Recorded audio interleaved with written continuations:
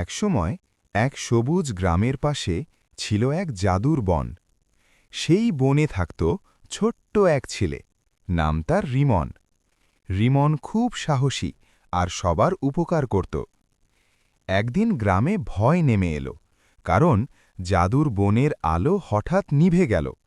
সেই আলো ছাড়া গ্রামের ফসল জন্মাত না। সবাই ভয় পেল, কিন্তু রিমন এগিয়ে এলো। রিমন বনের ভেতরে ঢুকে দেখল এক কাঁদতে থাকা পরী। পরী বলল, এক দুষ্টু জাদুকর আমার আলোর পাথর চুরি করেছে। রিমন ভয় না পেয়ে জাদুকরের গুহায় গেল। সে তার দয়া আর সাহস দিয়ে জাদুকরের মন বদলে দিল। জাদুকর ভুল বুঝতে পেরে আলোর পাথর ফিরিয়ে দিল। আবার আলোয় ভরে গেল বন আর গ্রাম। সবাই খুশি হল, আর রিমন হয়ে উঠল গ্রামের ছোট্ট নায়ক।